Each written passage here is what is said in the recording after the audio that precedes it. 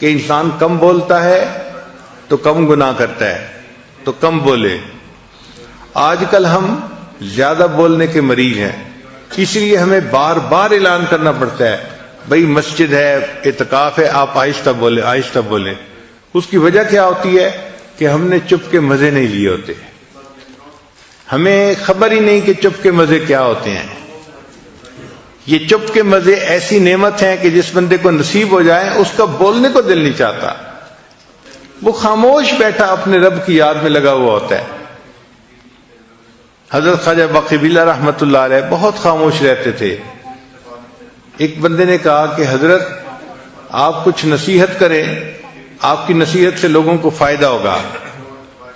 تو حضرت نے جواب میں کہا، جس نے ہماری خاموشی سے کچھ نہیں پایا وہ ہماری باتوں سے بھی کچھ نہیں پائے گا۔ جس نے ہماری خاموشی سے کچھ نہیں پایا وہ ہماری باتوں سے بھی کچھ نہیں پائے گا۔ تو خاموش رہنا آسان کام نہیں ہے، بندے کی ایک طبیعت بنی ہوتی ہے بولنے کی، اور ذرا موقع ملتا ہے تو بولنا ہی شروع کر دیتا ہے، رکنا بھی چاہے تو رک نہیں سکتا۔ اور جس کو خاموشی کے مزے اللہ تعالیٰ فرما دیں اس کا دل گھبرا رہا ہوتا ہے کہ کیوں اتنی ٹر ہو رہی ہے۔ جیسے برسات کے موسم میں مینڈک ہوتے ہیں نا تو ٹر ہو رہی ہوتی ہے، ایک آواز آ رہی ہوتی ہے مستقل، اسی طرح بندہ چپ نہیں رہ سکتا، ٹر کرتا رہتا ہے، بولتا رہتا ہے۔ ہمارے مشائخ مراقبہ سکھانے کے لیے خاموش رہنا سکھاتے تھے۔ چنانچہ حضرت اقبال تھانوی رحمۃ اللہ کی خانقاہ پہ جو بندہ تربیت کے لیے آتا تھا، پہلا کام اس کے ذمہ لگتا تھا کہ آپ نے کلام نہیں کرنا، بات نہیں کرنی، چپ رہنا ہے۔ ہاں سلام اگر کوئی کرے تو اس کا جواب دے سکتے ہیں چونکہ وہ واجب ہے، اس کے علاوہ کلام نہیں کر سکتے۔ تو صرف سلام کا جواب دینے کی اجازت تھی، اس کے علاوہ کلام کرنے کی اجازت نہیں تھی۔ حضرت خواجہ مجذوب رحمۃ اللہ علیہ چونکہ شاعر تھے اور ان سے لوگ زیادہ واقف بھی تھے اور مانوس بھی تھے، تو ان سے زیادہ باتیں کرنے کی کوشش کرتے تھے۔ تو حضرت خواجہ مجذوب رحمۃ اللہ نے کیا کیا تھا، ایک گتے کے اوپر لکھ دیا تھا خاموش، اور دھاگا ڈال کے اس کو گلے میں لٹکا لیا تھا۔ تو اگر کوئی بندہ ان سے بات کرنے لگتا تھا تو وہ اس کی طرف اشارہ کر دیتے تھے، صرف بھئی دیکھ لو یہ سائن ہے، خاموش۔ اس طرح خاموش رہتے تھے۔ حضرت مفتی محمد شفیع رحمۃ اللہ علیہ اور حضرت مولانا یوسف بن نوری رحمۃ اللہ علیہ کے بارے میں آتا ہے کہ جب دونوں شہزادوں نے علم حاصل کر لیا تو تھانہ بھون حاضر ہوئے کہ حضرت کی خدمت میں کچھ وقت رہتے ہیں۔ اب جب وہاں گئے تو عشاء کی نماز پڑھ کے کمرے میں آئے، دونوں کو رہنے کے لیے ایک ہی کمرہ دے دیا گیا تھا۔ تو کچھ بیٹھے تو کوئی بات چیت شروع ہو گئی، تازہ علم پڑا ہوا تھا، بات ہوتی گئی۔ تھوڑی دیر کے بعد جو خانقاہ کا خادم تھا بوڑھا، وہ آیا، اس نے آ کے دروازہ کھٹکھٹایا کہ جی خانقاہ میں عشاء کے بعد باتیں کرنے کی اجازت نہیں ہے، آپ چپ ہو جائیں۔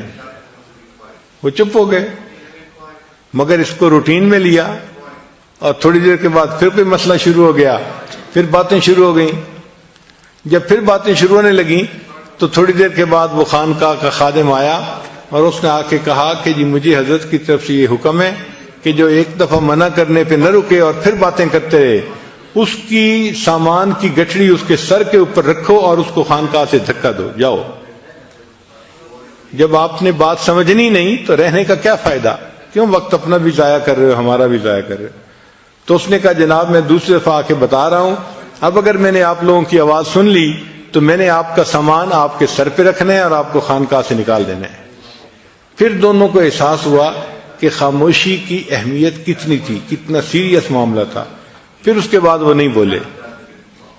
ایک عالم آئے حضرت تھانوی رحمۃ اللہ کو ملنے کے لیے، بڑے عالم تھے، مگر حضرت نے انہیں کہا کہ آپ نے بات نہیں کرنی، چنانچہ وہ بالکل نہیں بولتے تھے۔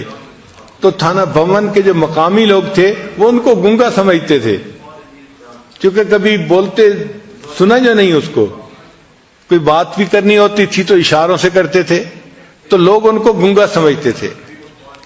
جب وہ کچھ عرصہ رہے اور ان کے اوپر رنگ چڑھ گیا تو اب حضرت نے ایک دن انہیں کہا کہ آپ درس قرآن دیں۔